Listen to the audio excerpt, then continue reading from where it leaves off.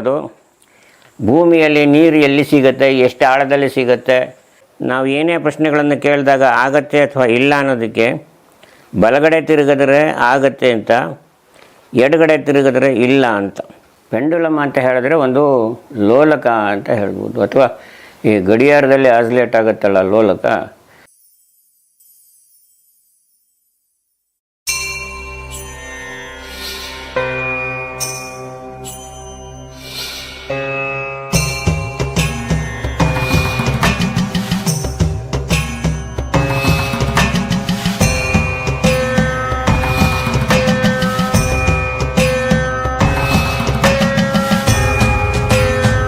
Body ಹೋಗಿದ್ದರೆ ಸಿದ್ಧಿ ಆಗಿರಲ್ಲ, ಬಾಡಿದ್ದರೆ ಸಿದ್ಧಿ ಆಗಿಲ್ಲ ಅಂತ ತಿಳ್ಕೊಳ್ಬೇಕು.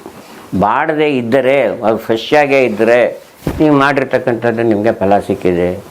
ಅದನ್ನು ನಾವು ಇನ್ನೊಂದು ರೀತಿಯಲ್ಲಿ ಕಂಡುಹಿಡ್ಕೊಳ್ಬೇಕಂತ ಅಂದರೆ ಪೆಂಡುಲಮ್ಗಳ ರೀತಿಯಲ್ಲಿ ಕಂಡುಹಿಡ್ಕೊಳ್ಬೋದು. ಹೇಗೆ ಗುರುಗಳೇ? ಪೆಂಡುಲಮ್ ಕೇಳಿದ್ದೀರಾ? ಪೆಂಡುಲಮ್, ಹೌದು ಹೌದು. ಅದರಲ್ಲಿ ನಿಮಗೆ ಎಸ್ ಆರ್ ನೋ ಸಿಗುತ್ತೆ ಉತ್ತರ. ಅಂದರೆ ಯಾವ ರೀತಿ ಮಾಡಿಕೊಂಡ್ರೆ ನಮ್ಗೆ ಗೊತ್ತಾಗುತ್ತೆ ಅದರಲ್ಲಿ ಪೆಂಡುಲಮ್? ಅದು ನೀವು ಕೇಳಿರ್ತಕ್ಕಂಥ ಆನ್ಸರ್ ಬರುತ್ತೆ. If it is yes, clock ವೈಸಲ್ಲಿ ತಿರುಗುತ್ತೆ. If it is no, anti clock ವೈಸಲ್ಲಿ ತಿರುಗುತ್ತೆ. ಅದು ಏನಪ್ಪ ಆಗುತ್ತೆ ಅಂದರೆ ನಿಮ್ಮ ಬಾಡಿ ವೈಬ್ರೇಷನ್ ಮೇಲದು ನಿಮಗೆ ಉತ್ತರವನ್ನು ಕೊಡುತ್ತೆ ನಿಮ್ಮ ಪ್ರಶ್ನೆಗಳಿಗೆ. ಅದಕ್ಕೆ ಏನಾದರೂ ನಿಮಗೆ ಸಿದ್ಧಿನೇ ಆಗದೆ ಹೋಗಿದ್ರೆ, ಅದಕ್ಕೆ ಇಷ್ಟ ಇಲ್ಲದೆ ಹೋದರೆ ಅದು ಆಸಿಲೇಟ್ ಆಗೋದಿಲ್ಲ, ನಿಂತಾಗೆ ನಿಂತಿರುತ್ತೆ ಅದು. ಇವಾಗ ಏನಂತಾರೆ, ಈಗ ಅದರಲ್ಲೂ ಈ ಪೆಂಡುಲಮ್ಗಳಲ್ಲೂ ಸಹ ಏನು ಕೆಲವರು ನೀವೇ ತಿರುಗಿಸ್ತೀರಾ, ನೀವೇ ಆಡ್ತೀರಾ ಅನ್ನೋದು ಒಂದು ಅನುಮಾನಗಳಿಂದ, ಅದಕ್ಕೆ ನಾನೇ ಬೇರೆ ರೀತಿಯಲ್ಲಿ ಒಂದು ಪೆಂಡುಲಮ್ ಮಾಡ್ಕೊಂಡಿದ್ದೀನಿ. ಅದಕ್ಕಿಂತ ಸಿಂಪಲ್ ಇನ್ನೊಂದು ಪೆಂಡುಲಮ್ ಇದೆ. ನೀವು ಕತ್ತಲ್ಲಿ ಹಾಕ್ಕೊಂಡಿರ್ತಕ್ಕಂಥ ಒಂದು ಮಾಲೆನೇ ಸಾಕು ನಿಮಗೆ ಪೆಂಡುಲಮ್. ತೋರಿಸ್ತೀನಿ ನೋಡಿ.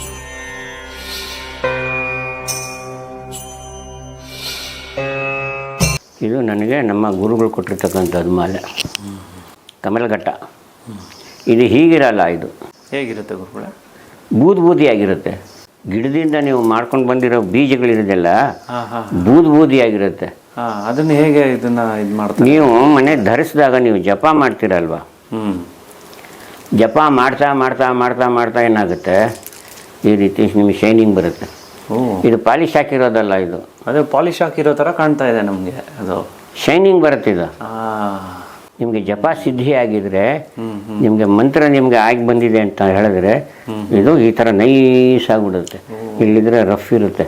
ಒಂದು ಇದು ನೀವು ತೋರಿಸ್ತಾ ಇರೋದು, ಇದು ಮುಂಚೆ ಹೀಗಿರಲಿಲ್ಲ. ಇಲ್ಲ, ಹೀಗಿರಲೇ ಇಲ್ಲ. ಇದು ಕಲ್ಲರು ಹೇಗಿತ್ತು ಅಂತ ಹೇಳಿದ್ರೆ, ಈ ಬೂಸ್ಟ್ ಬರುತ್ತಲ್ಲ ನೋಡಿ, ಯಾವುದೇ ಒಂದು ಪದಾರ್ಥಗಳಲ್ಲಿ ಗ್ರೀನು ಅಥವಾ ಬೂದಿಯಾಗಿ ಮುಟ್ಟಿದ್ರೆ ಕೈಗೆಲ್ಲ ಒಂಥರ ಅಂಟುಕೊಳ್ಳುತ್ತಲ್ಲ, ಆ ಥರ ಇತ್ತು. ಅವ್ರು ನಮ್ಮ ಗುರುಗಳು ನಮಗೆ ಕೊಟ್ಟಾಗ, ಎಲ್ಲರಿಗೂ ತರಿಸಿ ಕೊಟ್ಟಾಗ ಇದನ್ನು ನಾವು ಜಪವನ್ನು ಹಾಕ್ಕೊಂಡು, ಇದಕ್ಕೆ ಅವರು ಇದನ್ನು ಏನು ಮಾಡ್ತಾರೆ ಅಂತ ಹೇಳಿದ್ರೆ ಶುದ್ಧಿ ಮಾಡಿಬಿಟ್ಟು ಕೊಡ್ತಾರೆ ನಮ್ಮ ಗುರುಗಳು.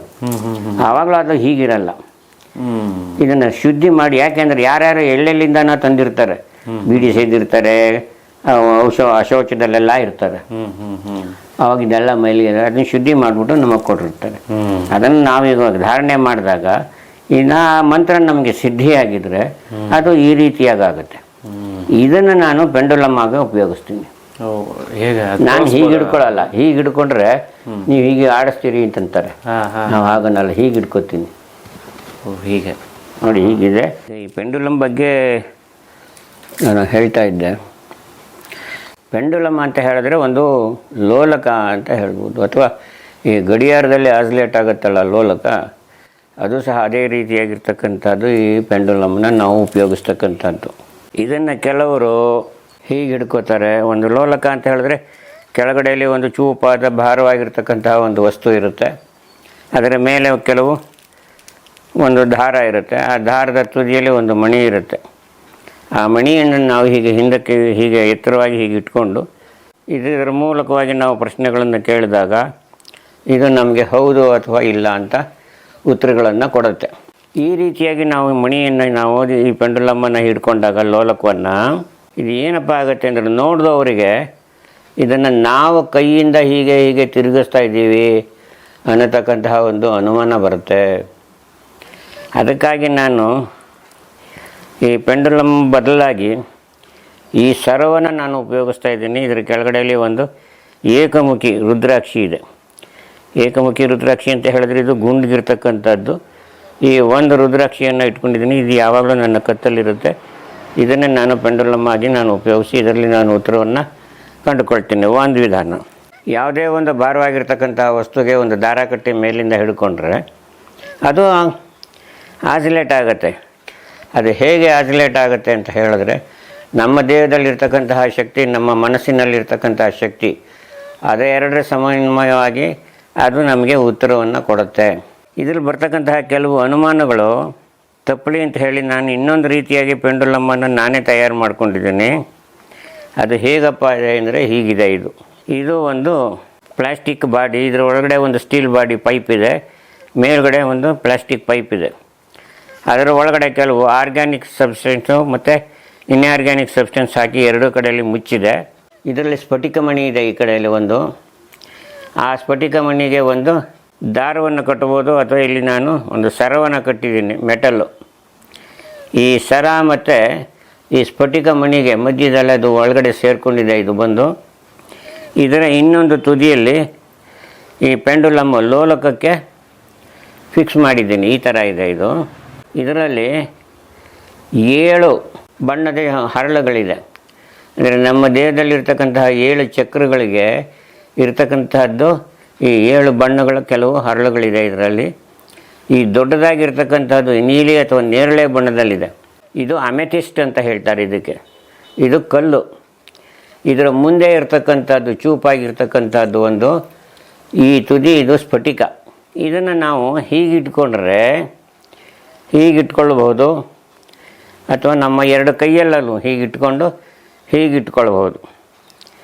ಮತ್ತು ನಮ್ಮ ಹೆಬ್ಬೆರಳು ಬಂದು ಈ ಸ್ಫಟಿಕ ಮಣಿಗೆ ತುದಿಗೆ ಈ ಥರ ತಾಕ್ತಾ ಇರಬೇಕು. ಹೀಗೆ ಈ ಪೆಂಡುಲಮ್ಮನ್ನು ನಾವು ಈ ಥರ ಕೈಯಲ್ಲಿ ಹಿಡ್ಕೊಂಡು ಈ ಹೆಬ್ಬೆಟ್ಟನ್ನು ಈ ಸ್ಫಟಿಕ ಮಣಿಗೆ ತಾಕಿಸಿ ಇದನ್ನು ಹೀಗಿಟ್ಕೊಳ್ಬೇಕು. ಹೀಗೆ ಇಟ್ಕೊಂಡಾಗ ಇದ್ರ ಕೆಳಗಡೆಯಲ್ಲಿ ನಮ್ಮ ಕೈಯನ್ನು ಹೀಗಿಟ್ಕೊಂಡು ಇದಕ್ಕೆ ನಾವು ಈ ಎಸ್ ಅಥವಾ ನೋ ಅಥವಾ ಹೌದು ಅಥವಾ ಇಲ್ಲ ಅಂತ ತೋರಿಸು ಅಂತ ನಾವು ಕೇಳಿಕೊಂಡಾಗ ಅದು ಹೌದು ಅನ್ನೋ ಹಾಗಿದ್ರೆ ಬಲಗಡೆ ತಿರುಗುತ್ತೆ, ಇಲ್ಲ ಅನ್ನೋ ಹಾಗಿದ್ರೆ ಎಡಗಡೆ ತಿರುಗುತ್ತೆ. ಇದೇ ರೀತಿಯಾಗಿ ನಾವು ಪ್ರಶ್ನೆಗಳನ್ನು ಕೇಳಿದಾಗ ಅದು ನಮ್ಮ ಮನಸ್ಥಿತಿನಲ್ಲಿ ಇರ್ತಕ್ಕಂಥ ಮನೋಶಕ್ತಿ ಪ್ರಕಾರವಾಗಿ ಇದು ಉತ್ತರವನ್ನು ಕೊಡುತ್ತೆ. ನಾವು ಏನೇ ಪ್ರಶ್ನೆಗಳನ್ನು ಕೇಳಿದಾಗ ಆಗತ್ತೆ ಅಥವಾ ಇಲ್ಲ ಅನ್ನೋದಕ್ಕೆ ಬಲಗಡೆ ತಿರುಗಿದ್ರೆ ಆಗತ್ತೆ ಅಂತ, ಎಡಗಡೆ ತಿರುಗಿದ್ರೆ ಇಲ್ಲ ಅಂತ. ಇದರಲ್ಲಿ ಏನಪ್ಪ ಅನ್ನೊಂದು ಅಂತ ಹೇಳಿದ್ರೆ, ಹೀಗೆ ನಾವು ಹಿಡ್ಕೊಂಡಾಗ ನಾವು ಕೈಯನ್ನು ಹೀಗೆ ಆಡಿಸೋದಕ್ಕಾಗೋದಿಲ್ಲ. ಆವಾಗ ಯಾವುದೇ ರೀತಿಯಾಗಿ ಅನುಮಾನ ಬರ್ತಕ್ಕಂಥದ್ದು ಇಲ್ಲ. ಕೆಲವು ವೇಳೆ ಇದು ಆಸಿಲೇಟ್ ಆಗ್ತಕ್ಕಂತಹ ಸಂದರ್ಭದಲ್ಲಿ ಕೆಲವು ವಿಚಾರಗಳಲ್ಲಿ ಯಾವುದೇ ದೋಷಗಳನ್ನೇ ಆಗಲಿ, ಯಾವುದೇ ವಿಚಾರದಲ್ಲಿರ್ತಕ್ಕಂಥ ತೀವ್ರತೆಯನ್ನು ನೋಡಬೇಕಾದ್ರೆ ಇದು ಜೋರಾಗಿ ತಿರುಗೋಕ್ಕೆ ಶುರು ಮಾಡುತ್ತೆ. ಆವಾಗ ಅವರು ಕೇಳಿರ್ತಕ್ಕಂತಹ ಪ್ರಶ್ನೆಯಲ್ಲಿ ಅದರ ತೀವ್ರತೆ ಎಷ್ಟಿದೆ ಅಂತ ಹೇಳಿ ಅದನ್ನು ನಾವು ಭಾವಿಸ್ಕೊಳ್ಬೋದು. ತೀವ್ರತೆ ಕಡಿಮೆ ಇದ್ದರೆ ಬರೀ ಸುಮ್ಮನೆ ಹೀಗೆ ತೋರಿಸ್ತಾ ಇರುತ್ತೆ, ಇಲ್ಲದೆ ಹೋದರೆ ಜೋರಾಗಿ ತಿರುಗತ್ತೆ. ಎರಡನೇದಾಗಿ ಜಾತಕ ಇಲ್ಲದೇ ಇರತಕ್ಕಂಥವರಿಗೆ ಅಥವಾ ಅವರ ಹುಟ್ಟಿದ ತಾರೀಕು, ಹುಟ್ಟಿದ ಸಮಯ, ಹುಟ್ಟಿದ ದಿವಸ, ನಕ್ಷತ್ರ, ವಾರ, ತಿಥಿ ಅವರಿಗೇನು ಗೊತ್ತಾಗದೆ ಹೋದರೆ ಇದನ್ನು ಅವ್ರದ್ದು ಜಾತಕರದ್ದು ಫೋಟೋವನ್ನು ಇಟ್ಕೊಂಡು ಅದರ ಮೇಲೆ ಇದನ್ನು ನಾವು ಇಟ್ಕೊಂಡು ಪ್ರಶ್ನೆಯನ್ನು ಕೇಳಿದ್ರೆ ಅದು ಇದಕ್ಕೆ ಸರಿಯಾಗಿರ್ತಕ್ಕಂಥ ಉತ್ತರವನ್ನು ಕೊಡುತ್ತೆ. ಆದರೆ ಇದಕ್ಕೆಲ್ಲ ಒಂದು ನಾವು ಚಾರ್ಟನ್ನು ಮಾಡ್ಕೊಳ್ಬೇಕು. ಅದಕ್ಕೆ ಡೌಸಿಂಗ್ ಚಾರ್ಟ್ ಅಂತ ಹೇಳ್ತಾರೆ. ಫಲಕವನ್ನು ನಾವು ತಯಾರು ಮಾಡಿ ಕೆಳಗಡೆ ಇಟ್ಕೊಂಡು ನಾವು ಅದರ ಮೇಲೆ ಇಟ್ಕೊಂಡ್ರೆ ಅದು ನಮಗೆ ತೋರಿಸ್ತಾ ಇರುತ್ತೆ. ಅಲ್ಲಿದೆ ನೋಡಿ ಸರ್, ಅದು ಸೆಂಟರಲ್ಲಿ ಇದೆಯಲ್ಲ ಸೆಮಿ ಸರ್ಕಲ್, ಅದು ಡೌಸಿಂಗ್ ಚಾರ್ಟ್ ಅಂತ. ಈ ರೀತಿಯಾಗಿರ್ತಕ್ಕಂಥದ್ದು ಈ ಪೆಂಡುಲಮ್ನಲ್ಲಿ ಯಾವುದೇ ವಿಚಾರವನ್ನು ಬೇಕಾದರೂ ನಾವು ತಿಳ್ಕೊಳ್ಬೋದು. ಭೂಮಿಯಲ್ಲಿ ನೀರು ಎಲ್ಲಿ ಸಿಗುತ್ತೆ, ಎಷ್ಟು ಆಳದಲ್ಲಿ ಸಿಗುತ್ತೆ, ಯಾವ ಕಡೆಯಲ್ಲಿ ಯಾವ ದಿಕ್ಕಲ್ಲಿ ಹರಿಯುತ್ತೆ ಅನ್ನೋದನ್ನು ಸಹ ನಾವು ಇದರಲ್ಲಿ ಕಂಡುಕೊಳ್ಬೋದು. ಮತ್ತು ಯಾವುದೇ ವಿಚಾರವಾಗಿ ಯಾವುದೇ ವ್ಯಕ್ತಿ ಅವರು ಇರ್ತಕ್ಕಂತಹ ಸ್ಥಳವನ್ನು ನಾವು ಅವರ ಪ್ರಶ್ನೆ ಮಾಡಿ ಕೇಳಿದಾಗ ಅವರು ಇರ್ತಕ್ಕಂತಹ ಸ್ಥಳಕ್ಕೆ ಇದು ನಮ್ಮನ್ನು ಕರ್ಕೊಂಡೋಗುತ್ತೆ. ಅಥವಾ ಯಾವುದೇ ವಸ್ತುಗಳು ಕಳೆದೋಗಿದ್ದರೆ ಮನೆಯಲ್ಲಿ ಅಥವಾ ಹೊರಗಡೆ ಹೋಗಿದ್ದರೆ ಅದು ಸಿಗುತ್ತೆ ಅಥವಾ ಇಲ್ಲ, ಅಥವಾ ಮನೆಯಲ್ಲೇ ಇಟ್ಟು ಎಲ್ಲೋ ಮರ್ತು ಹೋಗಿರ್ತೀವಿ ನಾವು, ಯಾವ ಜಾಗದಲ್ಲಿದೆ ಅಂತಕ್ಕಂಥದ್ದನ್ನು ನಾವು ಇದಕ್ಕೆ ಪ್ರಶ್ನೆಯನ್ನು ಮಾಡಿದರೆ ಅದು ಆ ವಸ್ತು ಇರ್ತಕ್ಕಂಥ ಜಾಗವನ್ನು ತೋರಿಸುತ್ತೆ. ಈ ರೀತಿಯಾಗಿರ್ತಕ್ಕಂಥ ಒಂದು ಈ ಪೆಂಡುಲಮ್ನ ವಿಶೇಷತೆ. ಇದರ ಬಗ್ಗೆ ನಾವು ಏನು ಬೇಕಾದ್ರೂ ನಾವು ಕೇಳ್ಬೋದು. ಆರೋಗ್ಯದ ವಿಚಾರವಾಗಲೇ ಆಗಲಿ, ಜ್ಯೋತಿಷ್ಯದ ವಿಚಾರವಾಗೇ ಆಗಲಿ, ಅಥವಾ ಬೇರೆ ಇನ್ಯಾವುದೇ ರೀತಿಯಾಗಿರ್ತಕ್ಕಂತಹ ವಿಚಾರದಲ್ಲೇ ಆಗಲಿ ನಾವು ಪ್ರಶ್ನೆಯನ್ನು ಮಾಡಿದಾಗ ಇದು ಹೌದು ಅಥವಾ ಇಲ್ಲ ಅಂತ ಹೇಳಿ ನಮಗೆ ಉತ್ತರವನ್ನು ಕೊಡುತ್ತೆ. ಇದನ್ನು ನಾವು ಹಿಡ್ಕೊಳ್ಬೇಕಾದ್ರೆ ಹೀಗೆ ಇಟ್ಕೊಳುತ್ತೆ. ಈಗ ನೋಡಿ, ಈಗ ನಾನು ಇದನ್ನೇ ಹೀಗೆ ಹಿಡ್ಕೊಂಡಿದ್ದೀನಿ. ಈಗ ನಾನು ಇದಕ್ಕೆ ನನಗೆ ಎಸ್ ಅಂತ ತೋರಿಸು ಅಂತ ನಾನು ಕೇಳ್ತೀನಿ, ಅದು ತೋರಿಸೋದಿಲ್ಲ. ಈಗ ನೋಡಿ, ನಾನು ಹೆಬ್ಬೆಟ್ಟು ಇದನ್ನು ಮುಟ್ಟಿಲ್ಲ, ನಾನು ಇದು ಹೀಗೆ ಇಟ್ಕೊಂಡಿದ್ದೀನಿ. ನಾನು ಇದಕ್ಕೆ ಹೌದು ಅನ್ನೋದನ್ನು ತೋರಿಸು ನನಗೆ.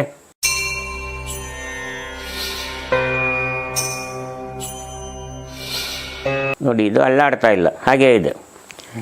ಈಗ ನಾನು ಈ ಸ್ಫಟಿಕ ಮಣಿಯನ್ನು ನನ್ನ ಹೆಬ್ಬೆಟ್ಟಿಂದ ಹಿಡ್ಕೊಳ್ತೀನಿ. ಆವಾಗ ಇದಕ್ಕೆ ಪ್ರಶ್ನೆಯನ್ನು ಮಾಡ್ತೀನಿ. ನೋಡಿ, ಅದಾಗೇ ಉತ್ತರವನ್ನು ಕೊಡುತ್ತೆ. ಈಗ ನೋಡಿ, ನನ್ನ ಹೆಬ್ಬೆಟ್ಟನ್ನು ಈ ಸ್ಫಟಿಕ ಮಣಿಗೆ ತಾಕ್ಸಿದ್ದೀನಿ. ನನಗೆ ಹೌದು ಅಂತಕ್ಕಂಥದ್ದು ಉತ್ತರವನ್ನು ತೋರಿಸು.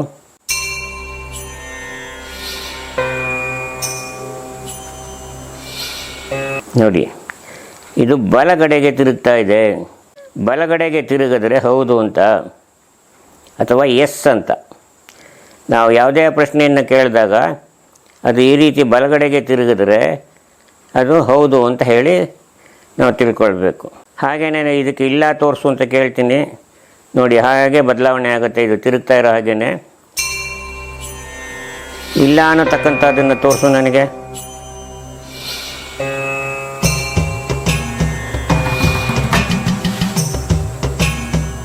ನೋಡಿ, ಇದು ನನ್ನ ಎಡಭಾಗಕ್ಕೆ ತಿರುಗ್ತಾ ಇದೆ. ನಾನೇನು ಇದನ್ನು ಕೈಯಿಂದ ಏನು ಅರಳಿಸ್ತಾ ಇಲ್ಲ. ಇದಕ್ಕೆ ಯಾವುದೇ ರೀತಿಯಾಗಿರ್ತಕ್ಕಂಥ ಚಾಲನೆಯನ್ನು ನಾನು ಕೊಡ್ತಾ ಇಲ್ಲ. ನನ್ನ ಕೈಯನ್ನು ಗಮನಿಸ್ಬೋದು ನೀವು. ನೋಡಿ, ಇದು ಇಲ್ಲ ಅಂತ ಹೇಳ್ತಕ್ಕಂಥದ್ದು. ಈಗ ರಾಜು ಅನ್ನೋರು ನನ್ನ ಹತ್ರ ಕೂತಿದ್ದಾರೆ ಇಲ್ಲಿ. ವಿಶ್ವಪ್ರಿಯ ಚಾನೆಲ್ನವರು ನನ್ನ ಮುಂದೆ ಇಲ್ಲಿ ಕೂತಿದ್ದಾರೆ. ಅವರು ಇಲ್ಲಿ ಯಾವ ದಿಕ್ಕಲ್ಲಿ ಕೂತಿದ್ದಾರೆ ಅನ್ನೋದನ್ನು ಹಾಗೇ ತೋರಿಸು.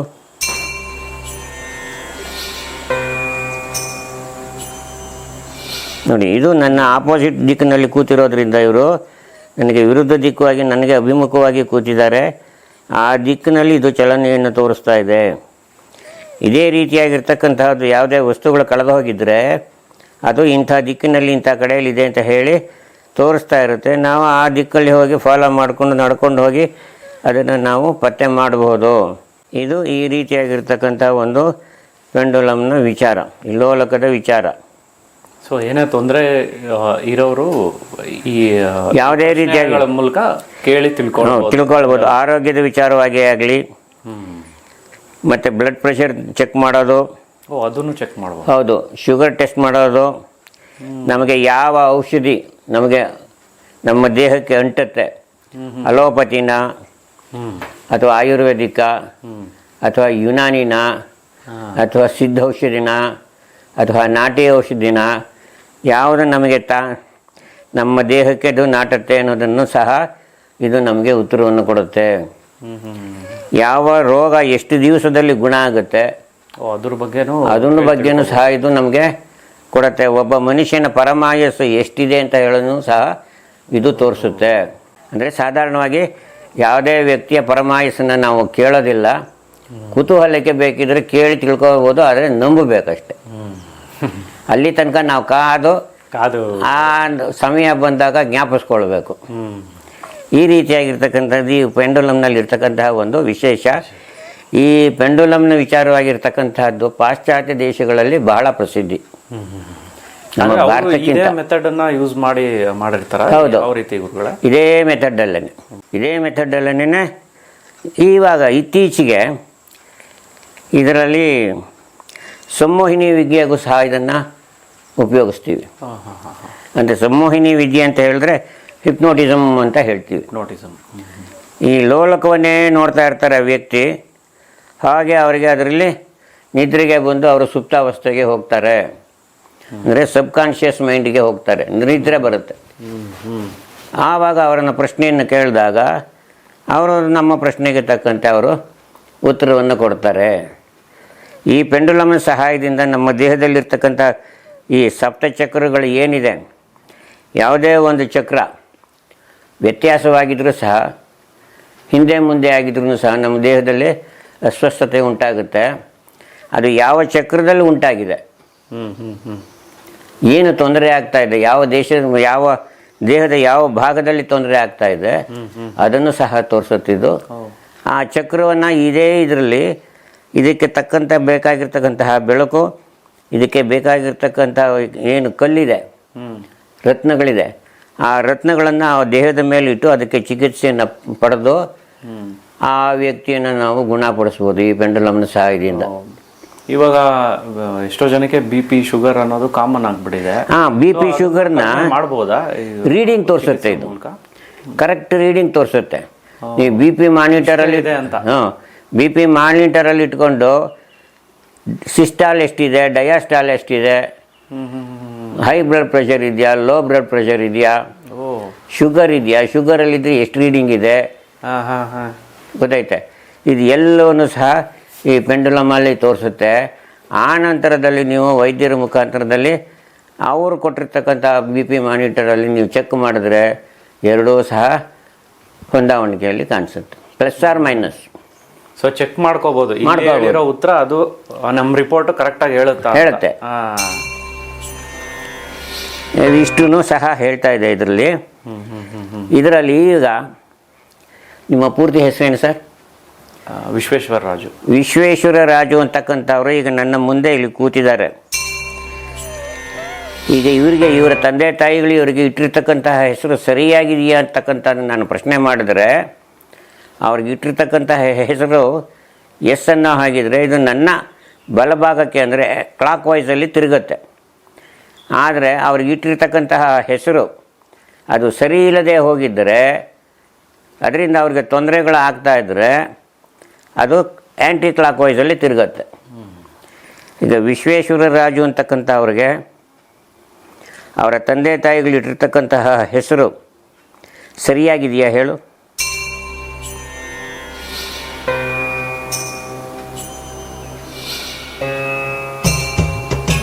ಇದಕ್ಕೆ ಸ್ವಲ್ಪ ಸಮಯವನ್ನು ಕೊಡಬೇಕು. ಯಾಕೆ ಅಂತ ಹೇಳಿದ್ರೆ, ಇದು ವಿಶ್ವೇಶ್ವರ ರಾಜು ಅಂತಕ್ಕಂಥವ್ರ ಮನಸ್ಸಿನ ಮೇಲೆ ಇದು ಹುಡುಕ್ತಾ ಇದೆ ಏನು ಅಂತ ಹೇಳಿ, ಉತ್ತರಕ್ಕೆ ಕಾಯ್ತಾ ಇದೆ. ಆ ಉತ್ತರ ಸಿಕ್ಕಿದ ತಕ್ಷಣ ಇದು ಹೌದು ಅಥವಾ ಇಲ್ಲ ಅನ್ನೋದನ್ನು ತೋರಿಸುತ್ತೆ. ಈಗ ನನ್ನ ಕೈಯನ್ನು ನೋಡಿ, ನಾನೇನು ತಿರುಗಿಸ್ತಾ ಇಲ್ಲ, ಇದಕ್ಕೆ ಯಾವುದೇ ಚಾಲನೆಯನ್ನು ಕೊಡ್ತಾ ಇಲ್ಲ, ಇದು ಹಾಗೆ ಆಡ್ತಾ ಇದೆ. ಈಗ ನೋಡಿ ಬದಲಾವಣೆ ಆಗ್ತಾ ಇದೆ ನೋಡಿ. ಅಂದರೆ ವಿಶ್ವೇಶ್ವರ ರಾಜು ಅಂತಕ್ಕಂಥವರಿಗೆ ಅವರ ತಂದೆ ತಾಯಿಗಳು ಇಟ್ಟಿರ್ತಕ್ಕಂತಹ ಹೆಸರು ಅವರಿಗೆ ಸರಿಯಾಗಿದೆ ಅನ್ನತಕ್ಕಂಥದ್ದನ್ನು ಹೇಳ್ತಾ ಇದೆ. ಈಗ ತಮ್ಮ ರಾಶಿ ನಿಮಗೆ ಗೊತ್ತಾ? ವೃಷಭ ರಾಶಿ. ಇವರು ವೃಷಭ ರಾಶಿ ಅಂತ ಹೇಳ್ತಾ ಇದ್ದಾರೆ. ಈಗ ಈ ವೃಷಭ ರಾಶಿಯವರಿಗೆ ಈಗ ಜನ್ಮಗುರುನಲ್ಲಿ ರಾಶಿಯಲ್ಲೇ ಕೂತಿದ್ದಾನೆ. ಈಗ ಇವರಿಗೆ ಇರ್ತಕ್ಕಂತಹ ಕೆಲಸ ಕಾರ್ಯಗಳಲ್ಲಿ ಸ್ವಲ್ಪ ಸ್ಥಗಿತಗಳು ಕಾಣಿಸ್ತಾ ಇದೆ, ಅಂದರೆ ಸ್ಟೇಟಸ್ ಕೋಗಳು ಕಾಣಿಸ್ತಾ ಇದೆ. ಅಂದರೆ ಕೆಲಸಗಳು ಬೇಗ ಮುಗಿಯೋದಿಲ್ಲ, ಅಥವಾ ಹೊಸದಾಗಿ ಕೆಲಸಗಳನ್ನು ಶುರು ಮಾಡೋದಕ್ಕೆ ಆಗೋದಿಲ್ಲ, ಅಥವಾ ಮಾಡಿರ್ತಕ್ಕಂತಹ ಕೆಲಸವನ್ನು ಬೇಗ ಮುಗಿಸೋದಕ್ಕಾಗೋದಿಲ್ಲ, ಅಥವಾ ಬೇರೆ ಇನ್ಯಾವುದಾದ್ರೂ ರೀತಿಯಲ್ಲಿ ಸ್ವಲ್ಪ ಅಡಚಣೆಗಳು ತಡೆಗಳು ಉಂಟಾಗಿ ವಿಳಂಬ ನೀತಿಯನ್ನು ಅನುಸರಿಸ್ತಕ್ಕಂಥದ್ದು ಇವೆಲ್ಲ ನಡೀತಾ ಇದೆ. ಇದು ಹೌದಾ ಅಥವಾ ಇಲ್ಲವಾ ಅನ್ನೋದನ್ನು ಹೇಳು. ಹೌದು ಅನ್ನೋ ಹಾಗಿದ್ರೆ ಇದಕ್ಕೆ ಇರ್ತಕ್ಕಂಥ ಉತ್ತರವನ್ನು ಕೊಡು.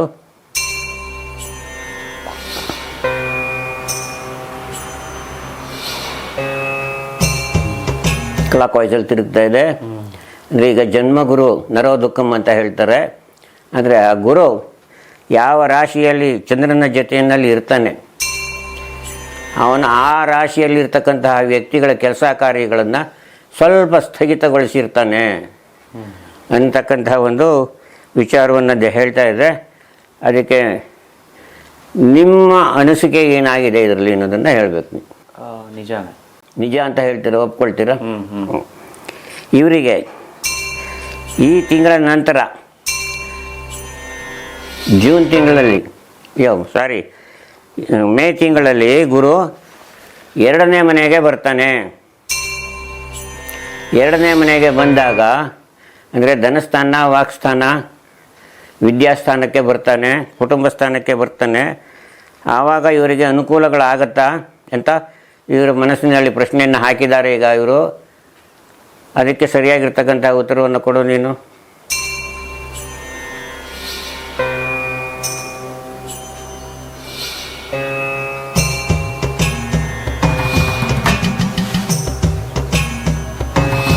ಏನು ಸರ್? ಬಲಗಡೆ ತಿರುಗ್ತಾ ಇದೆ. ಅಂದರೆ ಈ ತಿಂಗಳ ಆದ ನಂತರದಲ್ಲಿ ಕೊನೆಯಲ್ಲಿ ಗುರು ಮುಂದಕ್ಕೆ ಮಿಥುನ ರಾಶಿಗೆ ಬರ್ತಾನೆ. ಆವಾಗ ನಿಮ್ಮ ರಾಶಿಗೆ ಗುರುಬಲ ಬರುತ್ತೆ. ನೀವು ಯಾವುದೇ ಕೆಲಸ ಕಾರ್ಯಗಳಿಗೆ ಕೈ ಹಾಕಿದ್ರೂ ಸಹ ನಿಮ್ಮ ಕೆಲಸ ಕಾರ್ಯಗಳು ಕೈಗೂಡುತ್ತೆ ಅಂತ ಈ ಪೆಂಡುಲಮ್ ಹೇಳ್ತಾ ಇದೆ. ಅದೇ ಈಗ ಜಾತಕದ ಪ್ರಕಾರದಲ್ಲಿ ನೋಡಿದ್ರೆ ನೀವು ವೃಷಭ ರಾಶಿ ಅಂತ ಹೇಳ್ತೀರಾ. ನೋಡಿ, ಇದು ಝೋಡಿಯಾಕ್ ಅಂತ ಹೇಳ್ತೀವಿ ಇದಕ್ಕೆ. ಝೋಡಿಯಾಕ್ ಅಂದರೆ ರಾಶಿ ಚಕ್ರ. ಈ ರಾಶಿ ಚಕ್ರದಲ್ಲಿ ಮೇಷರಾಶಿಯಿಂದ ಹಿಡಿದು ಮೀನರಾಶಿಯ ತನಕನೂ ಸಹ ಒಂದೊಂದು ರಾಶಿಗೆ ಒಂದೊಂದು ಸಿಂಬಾಲಿಕ ಫಿಗರ್ಗಳನ್ನು ಕೊಟ್ಟಿದ್ದಾರೆ. ಅದಕ್ಕೆ ಸಂಬಂಧಿಸಿರ್ತಕ್ಕಂಥ ಆ ರಾಶಿಗೆ ಸಂಬಂಧಪಟ್ಟಿರ್ತಕ್ಕಂಥ ಪಾದಗಳಿಗೆ ಸಂಬಂಧಪಟ್ಟಿರ್ತಕ್ಕಂಥ ಅಕ್ಷರಗಳಿಂದ ಹೆಸರಿಡಬೇಕಂತ ಹೇಳಿದೆ. ಇಲ್ಲಿ ಓ ವಾ ವಿ ಓ ಅಂತ ಬಂದಿದೆ. ಇದರಲ್ಲಿ ವಿ ಅಂತ ಹೇಳಿದರೆ ವಿಶ್ವೇಶ್ವರ ಅಂತ ಹೇಳಿ ಮೊದಲನೇ ಅಕ್ಷರ ವಿ ಬಂದಿದೆ. ಆ ಮೊದಲನೇ ಅಕ್ಷರ ವಿಗೆ ವೃಷಭ ರಾಶಿ.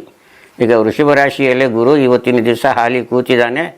ಅದರಿಂದ ಇವರ ಕೆಲಸ ಕಾರ್ಯಗಳು ಸ್ಥಗಿತವಾಗಿದೆ, ಅಂದರೆ ವಿಳಂಬ ನೀತಿಯನ್ನು ಅನುಸರಿಸಿದೆ. ಇಲ್ಲಿ ಓ ವಾ ವಿ ಉ ಅಂತ ಇದೆ ವೃಷಭ ರಾಶಿಯಲ್ಲಿ. ಓ ವಾ ವಿ ವಿ ಅಂತ ಇರೋದರಿಂದ ಇದು ಏನಾಗಿದೆ ಅಂತ ಹೇಳಿದ್ರೆ, ರೋಹಿಣಿ ನಕ್ಷತ್ರದ 3ನೇ ಪಾದದಲ್ಲಿ ತಾವು ಜನಿಸಿದ್ದೀರಾ ಅನ್ನತಕ್ಕಂತಹ ಒಂದು ಇದೆ ಇದರಲ್ಲಿ. ಅದು ನಿಮ್ಮ ಜಾತಕದ ಪ್ರಕಾರದಲ್ಲಿ ಅದು ಇದೆಯಾ ಇಲ್ಲೋ ಅಂತ ಹೇಳಿ ಕುಂಡಲಿಯಲ್ಲಿ ತಾವು ಅದನ್ನು ನೋಡ್ಕೊಳ್ಬೇಕು. ಈ ರೀತಿಯಾಗಿ ಈ ಪೆಂಡುಲಮ್ನ ಸಹಾಯದಿಂದ ಯಾವುದೇ ವ್ಯಕ್ತಿಯ ಜಾತಕವನ್ನೇ ಆಗಲಿ, ಅವರು ಇರ್ತಕ್ಕಂತಹ ಪ್ರಶ್ನೆಗಳು, ಅವರ ಕಷ್ಟ ಸಂಕಷ್ಟಗಳು ಏನೇನಿರುತ್ತೆ, ಅವರ ತೊಂದರೆಗಳೇನೇನಿರುತ್ತೆ ಅದರ ಬಗ್ಗೆ ಪ್ರಶ್ನೆ ಮಾಡಿದಾಗ ಈ ಸಹಾಯದಿಂದ ನಾವು ಉತ್ತರವನ್ನು ನಾವು ಕಂಡುಹಿಡ್ಕೊಂಡು ಅದಕ್ಕೆ ನಾವು ಪರಿಹಾರಗಳನ್ನು ಮಾಡಿಕೊಳ್ಳಬಹುದು ಅನ್ನತಕ್ಕಂಥದ್ದು ಈ ಪೆಂಡುಲಮ್ನ ಒಂದು ವಿಚಾರ.